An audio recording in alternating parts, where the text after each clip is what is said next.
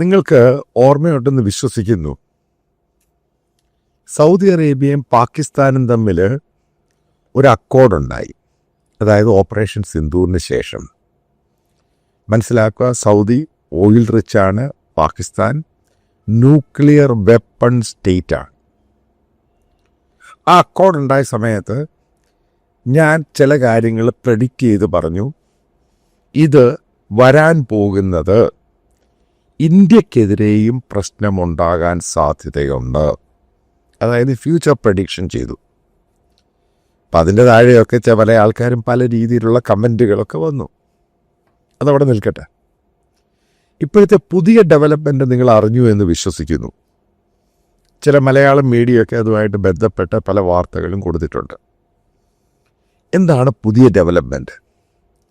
ഏറ്റവും പ്രധാനമെന്ന് പറയുന്നത് ഇസ്ലാമിക അറബ് രാജ്യങ്ങൾ, ഒന്ന് ഇസ്ലാം, അതേപോലെ അറബ് രാജ്യങ്ങൾ ഒരു കോൺഫെഡറേഷൻ രീതിയിൽ വരാൻ പോവുകയാണ്, നാറ്റോ കൈൻഡ് ഓഫ്. അപ്പം ഇത് വരുന്നതിൻ്റെ പ്രധാന ഘടകമെന്ന് പറയുന്നത് ഇസ്ലാമിക രാജ്യങ്ങളിൽ പാകിസ്ഥാൻ്റെ കൈവശം മാത്രമേ ന്യൂക്ലിയർ വെപ്പൺസ് ഉള്ളൂ. അതേപോലെ തന്നെ പാകിസ്ഥാൻ്റെ കൈവശം ഈ പറയുന്ന J-17 എന്ന് പറഞ്ഞ എയർക്രാഫ്റ്റ് ഉണ്ട്. അത് എസ്റ്റാബ്ലിഷ്ഡായി ഗ്ലോബലി അക്ലെയിം ചെയ്തു. അതല്ല, ഇത് ഈ ആക്രി എന്നൊക്കെ പറയുന്നത് നോൺസെൻസാണ് ബേസിക്കലി. കാരണം ഇത് എസ്റ്റാബ്ലിഷ് ചെയ്തു എന്നതിൻ്റെ തെളിവാണ് പല രാജ്യങ്ങളും, അതായത് ചെറുതും വലുതുമായിട്ട് സൗദി ആണെങ്കിലും ഇന്തോനേഷ്യ ആണെങ്കിലും ബംഗ്ലാദേശ് ആണെങ്കിലും ഈ രാജ്യങ്ങളെല്ലാം ഇത് വാങ്ങാൻ ഓർഡർ ചെയ്തിട്ടുണ്ട്. ചില പ്രഡിക്ഷനെ പറ്റി ഞാൻ നേരത്തെ ഒരു വീഡിയോയിൽ പറഞ്ഞിട്ടുണ്ട്. 2035 കൂടി ഏകദേശം 20-ൽ പരം രാജ്യങ്ങൾ പാകിസ്ഥാൻ്റെ J-17 എയർക്രാഫ്റ്റ്, ഫൈറ്റർ എയർക്രാഫ്റ്റ് വാങ്ങും. അത് പിന്നീട് നിങ്ങൾ നോക്കുക, പല ഇൻ്റർനാഷണൽ മാധ്യമങ്ങളും കൺഫേം ചെയ്തിട്ട് പറഞ്ഞ് ഈ രീതിയിലാകാനുള്ള പോസിബിൾ ചാൻസ് കൂടുതലാണ്. അപ്പം മനസ്സിലാക്കുക, പാകിസ്ഥാൻ്റെ കൈവശം ന്യൂക്ലിയർ വെപ്പൺസ് ഉണ്ട്, അതേപോലെ J-17 എയർക്രാഫ്റ്റ് ഉണ്ട്, അത് മാനുഫാക്ചർ ചെയ്യുന്നുണ്ട്. രണ്ടാമത് പ്രധാനപ്പെട്ട ഘടകം എന്ന് പറയുന്നത് ടർക്കിയുടെ കയ്യിൽ ലോകത്തിലെ ഏറ്റവും ലേറ്റസ്റ്റ് ആയിട്ടുള്ള ഡ്രോൺ ടെക്നോളജി അവർ സ്വന്തമായിട്ട് ഡെവലപ്പ് ചെയ്തെടുത്തതാണ്. പക്ഷേ അത് വെൽ എസ്റ്റാബ്ലിഷ്ഡ് ആണ് ഈ സാധനം. അതായത് റഷ്യ ഉക്രൈൻ വാറിൻ്റെ അത് ഉപയോഗിക്കുന്നുണ്ട്, പാകിസ്ഥാൻ അത് ഉപയോഗിച്ച് ഗ്ലോബലായിട്ട് മറ്റ് പല ഡെവലപ്ഡ് രാജ്യങ്ങളും ഇൻക്ലൂഡിങ് ഇംഗ്ലണ്ട് ആണെങ്കിലും ചില നാറ്റോ രാജ്യങ്ങൾ പോലും അവരുടെ കയ്യിൽ നിന്നും ഈ ഡ്രോൺ വാങ്ങുന്നുണ്ട്. അതും വെൽ കണക്റ്റഡ് ആണ് ഈ സംഭവം. അറബ് രാജ്യങ്ങളിലെ ഏറ്റവും സാമ്പത്തികമായി ഉയർന്നു നിൽക്കുന്ന ഓയിൽ റിച്ച് രാജ്യമാണ് സൗദി അറേബ്യ. ആ കോമ്പിനേഷൻ നിങ്ങൾ നോക്കണം. പാകിസ്ഥാൻ, ടർക്കി. കാരണം ടർക്കിയും അടുത്ത വർഷത്തോടുകൂടി അവരുടെ 5th ജനറേഷൻ എയർക്രാഫ്റ്റ് ലോഞ്ച് ചെയ്യാൻ പോവുകയാണ്. അതിൻ്റെ ട്രയൽ റൺ എല്ലാം കഴിഞ്ഞ് മറ്റു പല രാജ്യങ്ങളിലൂടെ സൗദി ആണെങ്കിലും മറ്റു പല രാജ്യങ്ങളും അവർക്ക് അതുമായിട്ട് ബന്ധപ്പെട്ട് അത് വാങ്ങാൻ വേണ്ടി സൈൻ ചെയ്തിട്ടുണ്ട്. ഇനി യഥാർത്ഥ ഇഷ്യൂയിലോട്ട് കടക്കുന്നു. അതായത് എന്തിനു വേണ്ടിയാണ് ഇതേപോലെയുള്ള ഇസ്ലാമിക അറബ് രാജ്യങ്ങളുടെ നാറ്റോ പോലെയുള്ള ഒരു സഖ്യം എന്തിനു വേണ്ടിയാണ് വരുന്നത്? ഇതാണ് ചോദ്യം. ഇതാണ് പ്രസക്തമായ ചോദ്യത്തിൻ്റെ ചോദ്യം. ഇതിനാണ് നമ്മൾ ഈ വീഡിയോയിൽ കൂടെ ഉത്തരം കൊടുക്കാൻ പോകുന്നത്. നിങ്ങൾ മനസ്സിലാക്കേണ്ടത്, റഷ്യ എന്ന് പറഞ്ഞ രാജ്യം ഉക്രൈനുമായിട്ട് യുദ്ധമുണ്ടായ സമയത്ത്, കാരണം റഷ്യയുടെ പെർഫോമൻസ് ശരിയായിരുന്നില്ല, അവർക്ക് പ്രോപ്പറായിട്ട് ഉക്രൈനിൽ, കാരണം ഒന്നുമല്ലാത്തൊരു രാജ്യത്ത് അവരുടെ വെപ്പൺസ് ആണെങ്കിലും ആയുധങ്ങൾ വെച്ചും അവരുടെ പട്ടാളക്കാർ ഉക്രൈൻ്റെ മുമ്പിൽ പിടിച്ചു നിൽക്കാൻ കഴിയുന്നില്ല. കാരണം ലോകത്തിലെ 2ാമത്തെ വലിയ സൈനിക ശക്തിയാണ് റഷ്യ. അതിൻ്റെ ഭാഗമായിട്ട് തന്നെ നിങ്ങൾ നോക്കുക, വാർ തുടങ്ങി ഇത്രയും വർഷമായി, 2-3 വർഷമായി.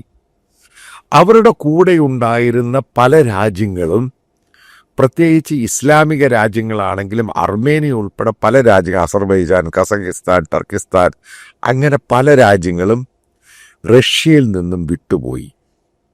ഇതിൽ അസർബൈജാൻ എന്ന് പറഞ്ഞ രാജ്യം ഇന്ത്യ പാകിസ്ഥാൻ കോൺഫ്ലിക്റ്റ് ഉണ്ടായ സമയത്ത് പാകിസ്ഥാന് അനുകൂലമായിട്ട് നിന്നു, ടർക്കി പാകിസ്ഥാൻ അനുകൂലമായിട്ട് നിന്നു. ഇസ്ലാമിക രാജ്യങ്ങളെല്ലാവരും തന്നെ ഇന്ത്യയായിട്ടുള്ള ബന്ധവും ഇന്ത്യയും അമേരിക്കയുമായിട്ടുള്ള ബന്ധത്തിൻ്റെ പേരിലും അവർ മൗനമായിട്ടിരുന്നു. പക്ഷേ അവരും സപ്പോർട്ട് ചെയ്തത് പാകിസ്ഥാന് വേണ്ടിയാണ്. ഇതാണ് സ്ട്രാറ്റജിക്കലായിട്ടുള്ള ജിയോ പൊളിറ്റിക്സിലെ കോൺഫ്ലിക്റ്റ്. ആ സ്ട്രാറ്റജിക് ഷിഫ്റ്റാണ് ഇവിടെ നടന്നിരിക്കുന്നത്. അതായത് 2 ഇഷ്യൂസാണ്. ഒന്ന് പ്രധാനമായിട്ടും റഷ്യയും ഉക്രൈനുമായിട്ടുള്ള പ്രശ്നം, രണ്ടാമത് ഇന്ത്യ പാകിസ്ഥാനുമായിട്ടുള്ള പ്രശ്നം, മൂന്നാമത്തെ ഇഷ്യൂ ആണ് പരമപ്രധാനം എന്ന് പറയുന്നത്. അതായത് ഇസ്രായേൽ എന്ന് പറഞ്ഞ രാജ്യം ഈ പറയുന്ന മിഡിൽ ഈസ്റ്റ് വെസ്റ്റ് ഏഷ്യയിൽ അമേരിക്ക പോലെ ഒരു സൂപ്പർ ഡൂപ്പർ പോലീസായി മാറുന്നു. ഇതാണ് ഇതിൻ്റെ പ്രധാനപ്പെട്ട ഘടകം. ഈ രാജ്യങ്ങൾ, ഇസ്ലാമിക രാജ്യങ്ങൾ, ഏകദേശം എനിക്ക് തോന്നുന്നു അവരുടെ പുതിയൊരു കോൺഫെഡറേഷനുമായിട്ട് ബന്ധപ്പെട്ട് ഏകദേശം 30-40ഓളം രാജ്യങ്ങൾ ഈ നാറ്റോ പോലെയുള്ള സഖ്യം, അതായത് ഏതെങ്കിലും ഒരു രാജ്യത്തെ അറ്റാക്ക് ചെയ്യുകയാണെങ്കിൽ ആ രാജ്യത്തെ, അതായത് ഉപ്പ് വെക്കുന്ന രാജ്യങ്ങളെ അറ്റാക്ക് ചെയ്യുന്നതിന് തുല്യമാണോ? ഇപ്പം ഞാൻ ഈ ടെക്നോളജിക്കലും ഈ വെപ്പൺ അഡ്വാൻസ്മെൻറ്റിനെ പറഞ്ഞു കഴിഞ്ഞാൽ തുർക്കി, പിന്നെ പാകിസ്ഥാൻ, സൗദി അറേബ്യ റിച്ചാണ്, മറ്റുള്ള ഓയിൽ പ്രൊഡ്യൂസിങ് രാജ്യങ്ങൾ.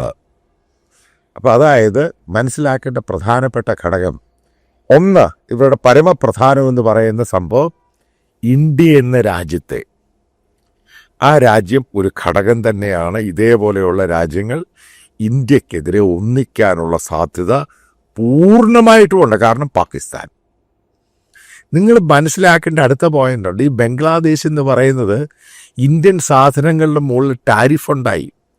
ഇന്ത്യ ഇത്രമാത്രം അപ്രോച്ച് ബംഗ്ലാദേശിൻ്റെ കൂടെ ഉണ്ടായിട്ട് പോലും നിങ്ങൾ മനസ്സിലാക്കുക, ബംഗ്ലാദേശി പൊളിറ്റിക്കൽ, അതായത് ലീഡർഷിപ്പ് ആണെങ്കിലും പുതിയതായിട്ട് ചിലപ്പോൾ അവിടെ വരുന്ന പ്രധാനമന്ത്രി ടാരിഖ് അഹമ്മദ്, അതായത് ഫെബ്രുവരിയിൽ ഇലക്ഷനാണ്, അയാൾ പോലും ഇന്ത്യയായിട്ട് അടുക്കുന്നില്ല.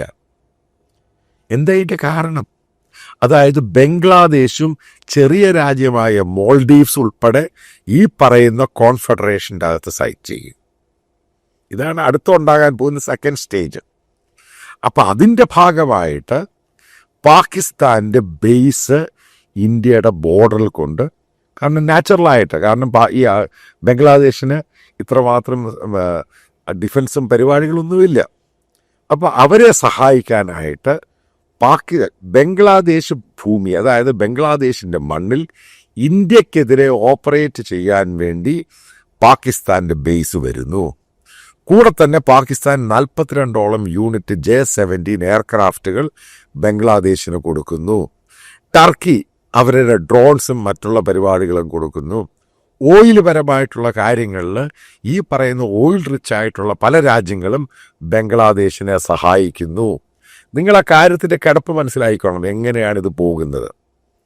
ചെറിയ രാജ്യമായ മോൾഡീവ്സും ഉൾപ്പെടെ, അതായത് ഇന്ത്യയുടെ ചുറ്റും ശത്രുക്കളെ ഉണ്ടാക്കുക, ഇസ്രായേലിൻ്റെ ചുറ്റും, അതായത് ഇപ്പോഴത്തെ ജിയോ പൊളിറ്റിക്സിനകത്ത് മനസ്സിലാക്കേണ്ട പ്രധാനപ്പെട്ട ഘടകമുണ്ട്. ഇസ്രായേലിൻ്റെ അയൽ രാജ്യങ്ങളായ സിറിയയാണെങ്കിലും ലെബനനാണെങ്കിലും യമന, മറ്റുള്ള ഏത് രാജ്യങ്ങളാണെങ്കിലും ഇവരൊന്നും തന്നെ ഇസ്രായേലിനെതിരെ കൈപൊക്കാൻ ഇനിയും തയ്യാറല്ല. കാരണം അവർക്കെല്ലാം പണി കിട്ടി. അവിടെ പ്രോക്സീസ് വരുന്ന കാര്യവും ഇനിയും വലിയ കഷ്ടമാണ്. കാരണം ഇസ്രായേൽ അതിനെ നശിപ്പിക്കും. ഒരു കാരണവശാലും ഇറാൻ എന്ന് പറഞ്ഞ രാജ്യത്തെ മുന്നോട്ട് കൊണ്ടുവരാൻ പറ്റില്ല. അപ്പോൾ ഏതൊക്കെ രീതിയിലാണ് ഇസ്രായേലിനെ പ്രഷർ ചെയ്യുക, അതും അതിൻ്റെ ടാക്ടിക്സിൻ്റെ പുറകിലാണ്. അതേപോലെ തന്നെ ഇതിനകത്ത് ഏറ്റവും കൂടുതൽ അവർ പ്രശ്നമുണ്ടാക്കാൻ പോകുന്നത് ഗ്ലോബൽ പവറായിട്ട്, ഗ്രോത്തായിട്ട് വളരുന്ന ഇന്ത്യക്കെതിരെ ആയിരിക്കും. അതായത് പഴയ പോലെയുള്ള നമ്മുടെ ഈ ബംഗ്ലാദേശിൻ്റെ ആൾക്കാർ അറ്റാക്കും അതും ഇതും ഒക്കെ പ്രശ്നം വന്നു കഴിയുമ്പോൾ ഇതേപോലെയുള്ള ഇസ്ലാമിക രാജ്യങ്ങളിലെ കോൺഫെഡറേഷൻ ഒരുമിച്ച് വന്നു കഴിഞ്ഞാൽ ഉറപ്പായിട്ടും എത്രയോ ലക്ഷം പേര് ഇന്ത്യക്കാർ ഈ രാജ്യങ്ങളിലൊക്കെ ജോലി ചെയ്യുന്നുണ്ട്. ഇൻക്ലൂഡിങ് ഒമാൻ ആണെങ്കിലും ഖത്തറാണെങ്കിലും, ഖത്തറൊക്കെ ഇതിൻ്റെ 2ാം സ്റ്റേജിലൊക്കെ ഇതിൻ്റെ മെമ്പറായിട്ട് വരും. അതിൻ്റെ കാരണം ഞാൻ പറഞ്ഞു തരാം. കാരണം ഈ അമേരിക്കയും ഖത്തറും തമ്മിൽ ഏകദേശം ഒരു ധാരണയായിട്ടുണ്ട്. അമേരിക്കൻ ബേസ് UAE മാറ്റുക. UAE മാത്രം ഈ പറയുന്ന കോൺഫെഡറേഷൻ്റെ കൂടെ പോകാൻ സാധ്യത കുറവാണ്. അവർ ഇൻഡിപെൻഡൻ്റ് ആയിട്ട് നിൽക്കും. അതേപോലെ തന്നെ മറ്റൊരു സംഭവം, ഒമാനാണെങ്കിലും മറ്റുള്ള എല്ലാ അറബ് രാജ്യങ്ങളും അവിടെയുള്ള ജനങ്ങളുടെ ഒരു സ്വാധീനമുണ്ട്. ഇവരെല്ലാം ബേസിക്കലി ഒരു ആൻറ്റി ഇസ്രായേലാണ്, ആൻറ്റി ജൂയിഷാണ്. പിന്നീട് ഉണ്ടായൊരു സംഭവമുണ്ട്. ഇന്ത്യയിൽ ഇസ്ലാമിക കമ്മ്യൂണിറ്റിയെ ഇതേപോലെ അറ്റാക്ക് ചെയ്യുന്നു, അത് ചെയ്യുന്നു, ഇത് ചെയ്യുന്നു. ഇത് വലിയ രീതിയിലുള്ള ഗ്ലോബൽ ഇഷ്യൂ ഉണ്ടാക്കിയിട്ടുണ്ട്. ഇന്ത്യയുമായിട്ട് സൗഹൃദമുള്ള അറബ് രാജ്യങ്ങൾ വരാനുള്ള സമയത്ത് പാകിസ്ഥാനാണെങ്കിലും അപ്പുറത്തുള്ള ബംഗ്ലാദേശ് ആണെങ്കിലും ടർക്കി, ഇവരുടെ അതേ സ്റ്റാൻഡിലോട്ട് പോകാനുള്ള സാധ്യതയുണ്ട്. ഗ്ലോബലായിട്ട് ഡയസ്പോറ ഇന്ത്യക്കാരെ അവരെ ഇത് ബാധിക്കാൻ സാധ്യത. കാരണം ഇതൊരു മിലിറ്ററി സെറ്റപ്പ് ആണെങ്കിലും ലേറ്റർ അത് എക്കണോമിക് സെറ്റപ്പ് ആകും. അവിടെ ജോലി ചെയ്യുന്ന ആൾക്കാരെ, ലേബർ ആണെങ്കിലും മറ്റുള്ള ബിസിനസ് ചെയ്യുന്ന ആൾക്കാരെ എല്ലാം ഇത് ബാധിക്കും. ഇതൊരു മിലിറ്ററി സ്ട്രാറ്റജിക് അഡ്ജസ്റ്റ്മെൻ്റ് ആണെങ്കിലും ഇതൊരു എക്കണോമിയിലോട്ട് മാറും. അതേപോലെ മറ്റുള്ള പലതും, കാരണം മറ്റുള്ള പല ബന്ധങ്ങളിലോട്ടും ഇൻ്റലിജൻസ് ഷെയറിംഗ് ഉൾപ്പെടെ കാര്യങ്ങളിലോട്ട് ഇത് പോകും. മറ്റൊരു ലേറ്റസ്റ്റ് ഇൻഫർമേഷൻ വരുന്നത്, ഏകദേശം 14,000 പേരെ ഇന്ത്യക്കാരെ സൗദി അറേബ്യ പുറത്താക്കിയപ്പോൾ അറിയാൻ സാധിക്കുന്ന ചില ഇൻ്റർനാഷണൽ പത്രങ്ങൾ റിപ്പോർട്ട് ചെയ്തിരിക്കുന്നത്, അതിൽ പല ഇന്ത്യക്കാരും സൗദി അറേബ്യക്കെതിരെ ഇന്ത്യൻ സ്പൈ ആയിട്ടൊക്കെ പ്രവർത്തിച്ചു എന്നാണ്. അപ്പോൾ ഇതിനുള്ള വിവരങ്ങളെല്ലാം അവർക്ക് കൊടുത്ത പാകിസ്ഥാൻ ഇൻ്റലിജൻസ് റിസോഴ്സസ് ആണ് എന്നും പറയുന്നു. അതായത് മനസ്സിലാക്കുക, ഈ പറയുന്ന അറബ് രാജ്യങ്ങളെ ഒന്നടങ്കം ഇന്ത്യക്കെതിരെ കൊണ്ടുവരിക, ഇത് പാകിസ്ഥാൻ്റെയും ചൈനയുടെയും ലക്ഷ്യം തന്നെയാണ്. ഉറപ്പായിട്ട് ഇത് ചൈനയോട് പുറകിലുള്ള വലിയ ഗെയിമുണ്ട്. അതേപോലെ തന്നെ ഇസ്ലാമിക രാജ്യങ്ങളുടെ കോൺഫെഡറേഷൻ ഒരുമിച്ച് വരികയും, ഇൻക്ലൂഡിങ് ഇന്തോനേഷ്യ, ഇങ്ങനെയുള്ള എല്ലാ രാജ്യങ്ങളും ഒരുമിച്ച് വരികയും അത് ഇന്ത്യക്കാരുടെ വിദേശത്തോട്ടുള്ള മൂവ്മെൻറ്റിനെ പോലും ബാധിക്കും. അല്ലാതെ ഇത് ചെറിയൊരു ഗെയിമേ അല്ല സംഭവം. കാരണം നാറ്റോ രാജ്യങ്ങളുടെ ഗെയിം എന്ന് പറഞ്ഞ് ഇന്ത്യക്കാരെ ബാധിക്കുന്ന ഗെയിമൊന്നും അല്ല. കാരണം ഇന്ത്യക്കാർക്ക് ഈ നാറ്റോ രാജ്യം അമേരിക്കയാണെങ്കിലും യൂറോപ്യൻ രാജ്യങ്ങളാണെങ്കിലും ജപ്പാനാണെങ്കിലും ഓസ്ട്രേലിയ ആണെങ്കിലും ഇന്ത്യക്കാർക്ക് എവിടെയും പോകാം, ബിസിനസ് നടത്താം, വർക്ക് ചെയ്യാം, പഠിക്കാം, ജോലി ചെയ്യാം. ഇത് നേരെ തിരിച്ചാണ്. ഇവരുടെ ലക്ഷ്യമെന്ന് പറയുന്നത് 2 ലക്ഷ്യമാണ് നമ്മൾ ഏറ്റവും പ്രധാനമായിട്ട് കാണേണ്ടത്.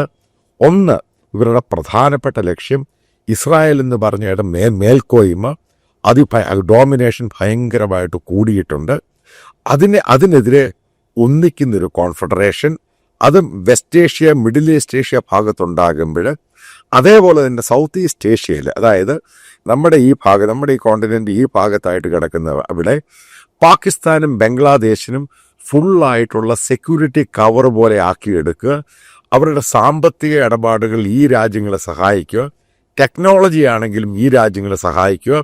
അതേപോലെ ഇന്ത്യയിൽ നിന്നും ലേബർ ഫോഴ്സ് മറ്റുള്ള രാജ്യങ്ങളിലോട്ട് പോകുന്നുണ്ട്, അറബ് രാജ്യങ്ങളിലോട്ട് അതിനെ ഗ്രാജുവലായിട്ട് റെഡ്യൂസ് ചെയ്ത് ഏറ്റവും കൂടുതൽ ബംഗ്ലാദേശികളെയും പാകിസ്ഥാനികളെയും അവർക്ക് ജോലി കൊടുക്കുക. അതാ പറഞ്ഞ് ഇതിൻ്റെ first phase, second phase, third phase എന്ന് പറയുന്നത് ഇന്ത്യ എന്ന് പറഞ്ഞ മഹാരാജ്യത്തെ പൂർണ്ണമായിട്ട് ഒറ്റപ്പെടുത്തുവാൻ വേണ്ടി ഇസ്ലാമിക കോൺഫെഡറേഷൻ്റെ ഭാഗമായിട്ടാണ് ഇതിൻ്റെ സഖ്യം. നമ്മൾ ഏതൊക്കെ രീതിയിൽ കണക്ക് കൂട്ടിയാലും ചെന്ന് നിൽക്കുന്നത് ഇത് ഇന്ത്യയെ ബാധിക്കാൻ പോവുകയാണ്. ഈ ഒരു സന്ദർഭത്തിൽ എന്താണൊരു പോംപിടി നാച്ചുറലായിട്ടുള്ള സംഭവമാണ്. കാരണം ഇതേപോലെയുള്ള രാജ്യങ്ങൾ ഇന്ത്യക്കാരെയും വിദേശങ്ങളിലാണെങ്കിൽ അതേപോലെ തന്നെ സ്ഥിരമായിട്ട് ഇന്ത്യയിൽ ഇനിയും പ്രശ്നമുണ്ടാവും. ഒരു ഭാഗത്ത് ബംഗ്ലാദേശും ഒരു ഭാഗത്ത് പാകിസ്ഥാനും. ഈ പറയുന്ന പാകിസ്ഥാൻ്റെ ഒരു ജനറൽ പറഞ്ഞിട്ടുണ്ട്, ഇനി ഉണ്ടാകുന്ന വാർ 3 ഫ്രണ്ടിലായിരിക്കും ഇന്ത്യക്കെതിരെ, അതായത് കോൺഫ്ലിക്റ്റ്. അതിൻ്റെ കറക്റ്റ് തെളിവുകളാണ് ഈ ദിവസങ്ങളിൽ വന്നുകൊണ്ടിരിക്കുന്നത്. അറബ് ഇസ്ലാമിക രാജ്യങ്ങൾ ഇന്ത്യക്കെതിരാകും. ഇന്ത്യയുടെ നെയ്ബേഴ്സ് ആയിട്ടുള്ള പാകിസ്ഥാനും ബംഗ്ലാദേശിനും ഇൻക്ലൂഡിങ് ചെറിയ രാജ്യമായ മോൾഡീവ്സ് അതുവരെ ഇന്ത്യക്കെതിരെയാകും. അത് 100% അതിൻ്റെ ലക്ഷ്യം തന്നെയാണ്. ഈ സംഭവങ്ങളുടെ അക്കോർഡാണെങ്കിലും ഈ പറയുന്ന ഇവർ തമ്മിലുള്ള ഫർദറായിട്ടുള്ള മിലിറ്ററി ഡീലിംഗ് ആണെങ്കിലും മുന്നോട്ട് പോകുന്നത്. കാരണം ഇവരുടെ ഒരു തോന്നലുണ്ടായിട്ടുണ്ട്, ഇവർ അച്ചീവ് ചെയ്തു. ഈ ഒരു സന്ദർഭത്തിൽ ഉറപ്പായിട്ടും Indian political party, Indian political decision വളരെ ഇമ്പോർട്ടൻ്റ് ആയിരിക്കും. ഇന്ത്യക്ക് ഒറ്റയ്ക്ക് നിൽക്കാൻ സാധിക്കും? ഇതാണ് ചോദ്യം. കാരണം ഇതേപോലുള്ള രാജ്യങ്ങളെല്ലാം കൂടെ ഒന്നിക്കുവാണെങ്കിൽ ഇന്ത്യ എന്ന് പറഞ്ഞ മഹാരാജ്യം ഗെയിം കളിക്കാൻ തുടങ്ങും ഗ്ലോബലി. അതായത് ഇന്ത്യ ഇനി നാറ്റോയുടെ കൂടെ നിൽക്കണോ ചോദ്യമാണ്. കാരണം ഇത്രയും രാജ്യങ്ങൾ ഒരുമിച്ചേക്കുകയാണ്. അതോ ഇന്ത്യ ഒറ്റയ്ക്ക് നിന്ന് ഫൈറ്റ് ചെയ്യാൻ സാധിക്കുമോ? കാരണം ഇന്ത്യക്ക് ഇങ്ങനൊരു കോൺഫെഡറേഷൻ ഉണ്ടാകുകയും അയൽവാസികളെ മുഴുവനും ശത്രുക്കളാക്കി മാറ്റുകയും ചെയ്യുമ്പോൾ, അതായത് ഇടയ്ക്ക് അവിടെ ഇവിടെയൊക്കെ പ്രശ്നങ്ങളുണ്ടാക്കാൻ നോർമലായിട്ടുള്ള ഇഷ്യൂ ആണ്. അപ്പം അതേപോലെ മുന്നോട്ട് പോകാനുള്ള പാട് സുപ്രധാനമായിട്ടും പറയാം പഴയ പോലെ ആയിരിക്കുകയില്ല. അതാണ് ഞാൻ പറഞ്ഞത്, ഓപ്പറേഷൻ സിന്ദൂർ എന്ന് പറഞ്ഞ് വലിയ ടേണിംഗ് പോയിൻ്റാണ് ഇന്ത്യയുടെ ഫ്യൂച്ചറാണെങ്കിലും ഗ്ലോബൽ പൊളിറ്റിക്സിലാണെങ്കിലും ഈ പറയുന്ന ഇസ്ലാമിക രാജ്യങ്ങളുടെ രീതി. കാരണം ഇതുമായിട്ട് ബന്ധപ്പെട്ട ചില സംഭവങ്ങൾ ഇസ്ലാമിക രാജ്യങ്ങളിലെ സോഷ്യൽ മീഡിയയിലൊക്കെ പ്രചരിപ്പിക്കുന്നൊരു സംഭവമുണ്ട്. ഇന്ത്യ ബോംബ് ചെയ്തത് പാകിസ്ഥാൻ്റെ ആണവ ആയുധങ്ങൾ ശേഖരിച്ചിരിക്കുന്ന സ്ഥലം. കാരണം പാകിസ്ഥാൻ അണുവായുധത്തെ പറ്റി പറയുന്നത് ഇസ്ലാമിക ന്യൂക്ലിയർ വെപ്പൺസ് എന്നാണ് പറയുന്നത്, അല്ല വെറും ന്യൂക്ലിയർ വെപ്പൺ എന്നല്ല, അത് ഇസ്ലാമിക ന്യൂക്ലിയർ വെപ്പണാണ്. അതിനെയാണ് കിരാണ ഹിൽസിൽ അവിടെയാണ് ഇന്ത്യ അറ്റാക്ക് ചെയ്ത്. രണ്ടാമത് പറയുന്ന പ്രധാനപ്പെട്ട പോയിന്റ് എന്ന് പറയുന്നത് ഈ പറയുന്ന അറബ് ഇസ്ലാമിക പത്രങ്ങളിൽ പോയ സംഭവമാണ്. രണ്ടാമത് പറയുന്ന പ്രധാനപ്പെട്ട പോയിന്റ്, ഇന്ത്യ ആക്രമിച്ചത് ഭീകര സംഘടനകൾ എന്ന് പറഞ്ഞ് അവരുടെ താവളങ്ങളിൽ ആക്രമിച്ചിരിക്കുന്നത് ഇവരുടെ യത്തീം ഖാനയും മദ്രസയും അതേപോലെ ഇസ്ലാമിക സ്റ്റഡീസ് നടത്തുന്ന യൂണിവേഴ്സിറ്റികളിലാണ്. അതായത് ഗവൺമെൻറ് ഓഫ് ഇന്ത്യയും ഇന്ത്യയിലെ പട്ടാളക്കാരും ഇന്ത്യ ചെയ്യുന്നത് പൂർണ്ണമായിട്ടും ഇസ്ലാമിലുള്ള വിശ്വാസത്തെ തകർക്കാൻ വേണ്ടിയാണ് ഇത് ചെയ്യുന്നത്. അവരവിടെ ടെററിസം എന്നുള്ള വാക്ക് അവർ മാറ്റിയിട്ടുണ്ട്. മനസ്സിലാക്കുക, ഇത് ഗ്ലോബലായിട്ട് ഈ പറയുന്ന പവറുകളെല്ലാം ഇന്ത്യക്കെതിരെ കളിക്കാൻ പോവുകയാണ്. അടുത്ത ചോദ്യമുണ്ട്, ആരായിരിക്കും ഇന്ത്യക്ക് സപ്പോർട്ട് ചെയ്യുന്നത്?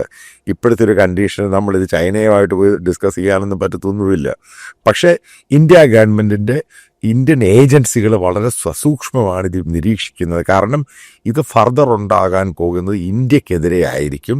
അപ്പം അതിൻ്റെ ഏതൊക്കെ വശങ്ങൾ അനുസരിച്ചാണ് ഇന്ത്യൻ ഗ്ലോബൽ ജിയോ പൊളിറ്റിക്സിൽ അമേരിക്കയുടെയും നാറ്റോയുടെയും കൂടെ നിൽക്കണോ, ഇൻഡിപെൻഡൻ്റായി നിൽക്കണോ എന്നുള്ള ചോദ്യങ്ങൾ വരുന്നത്. അതായത് ഒരു കാര്യം പറയാം, ഈ വരാൻ പോകുന്ന ദിവസങ്ങളൊന്നും ഇന്ത്യയുടെ ഗ്രോത്ത് ആണെങ്കിലും ടോക്സ് ആണെങ്കിലും ഗ്ലോബൽ ജിയോ പൊളിറ്റിക്സിലെ സ്ഥാനമാണെങ്കിലും പഴയ പോലെ ആയിരിക്കുകയില്ല. അത് ശരിക്കും അത് ഡിഫിക്കൽട്ട് ടൈം തന്നെ. കാരണം വളരെ പ്രയാസപ്പെട്ട് തന്നെയാണ് നമ്മളിനി മുന്നോട്ട് പോകേണ്ടത്. അതിൻ്റെ ഓരോ ഘടകങ്ങളാണ്, ഓരോ വശങ്ങളും നമ്മൾ നോക്കുകയാണെങ്കിൽ കൃത്യമായിട്ട് മനസ്സിലാക്കാൻ സാധിക്കും. ഇതൊരു ചെറിയ ഗെയിമല്ല. ഇസ്ലാമിക രാജ്യങ്ങളും അറബ് രാജ്യങ്ങളും ഒരുമിക്കുന്നത് ഇന്ത്യക്ക് ക്ഷീണം തന്നെയാണ്.